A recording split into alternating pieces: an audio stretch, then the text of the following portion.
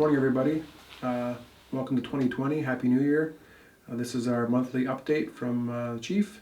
I just want to talk about all the great things coming to Catalan's Stony Point in 2020.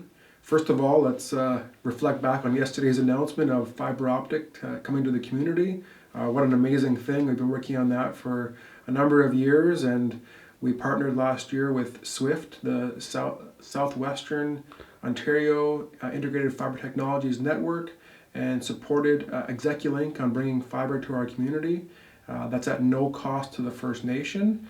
That means no cost on putting the infrastructure in the ground. But of course, there'd be a connection fee and monthly fees for your internet and television at your home, but it'll be much better than we have available to us presently. To add to that, I mean, that's somebody else doing the work in our community, but the potential's there as they are public dollars coming in from the province of Ontario to build the infrastructure.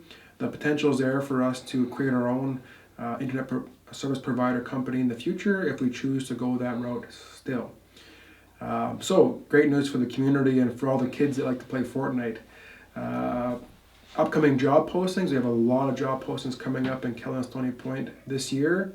Child and Family Services is being revamped, and we're looking at the mandated funding for the band reps and the CHRT funding, and we'll have a number of job postings coming out later in this fiscal year to be staffed in next fiscal year, the 2020 year. The health center has a number of job postings that are out now and more to come. Big news, and I'm sure if you've watched the council videos, every council meeting you hear that Marshall talks about a human resources department. That job posting is set to be out later in January or early in February for staffing, and April of this year for our human resources department at the First Nation. Head Start and Hillside both have job postings presently, and housing will have a couple of job postings coming up. One new area in the First Nation is in water quality monitoring posting. That's done in collaboration with a group called Swim, Drink, Fish. That's a 2-year program we've secured for the First Nation with funds coming from outside for us to staff this position. That job posting will be coming out sometime later this spring as well for staffing in the swimming season coming up. And that's a water quality monitoring hub that will do samples in the drinking water, the swimming area, and the fishing areas in the community. Other things to note, the Treaty Council, we had a meeting last week. Things seem to be progressing very well with that. We had discussions around joint claims that we can pursue as the 5 nations that were signatories to the treaties in this area, and how we might work on that going into the future. You've heard about the Williams Treaty settlements and the Robinson-Huron treaties. Something along those lines we're considering collectively as the nations that signed the treaties in this area.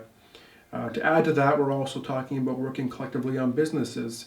The Chatham to Lakeshore transmission line is set to start this coming year, and as the 5 nations, the Treaty Council, we're looking at working together.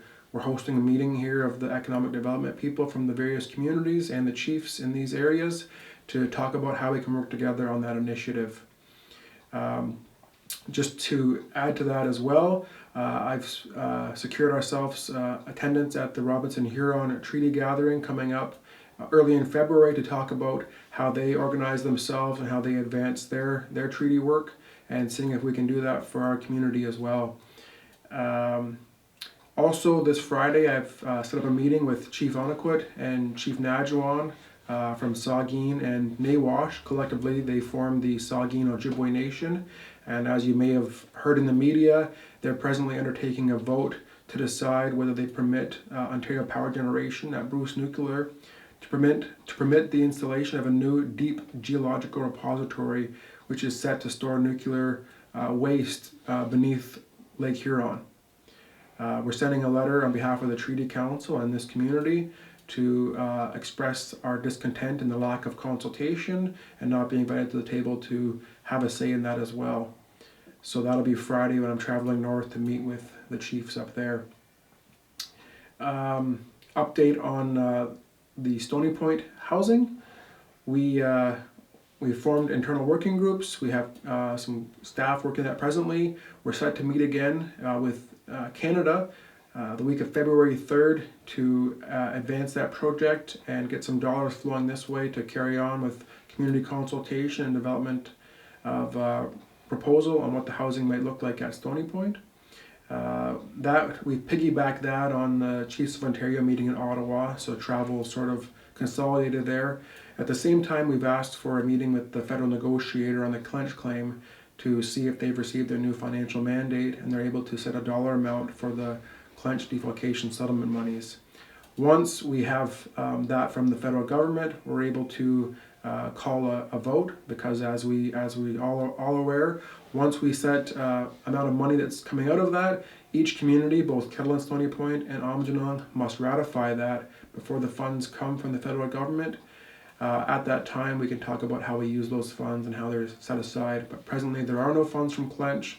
We're looking for more time with the negotiator the week of February 3rd to see how far Canada is along in that process. So that's the same week as the Chiefs of Ontario meeting. This month as well, I'm traveling to the Potawatomi Nations Economic Summit to talk about more business potentials for our communities with the Potawatomi Nations in Canada and the United States. Very exciting initiative, talking about cross-border trade, trading fish, wild rice, maple syrup, buffalo meat back and forth across the border, asserting our rights under the Jay Treaty. That's about it for today. There's many more things going on, but to keep this video under a reasonable amount of time, that's the update. Again, Happy New Year and welcome to 2020.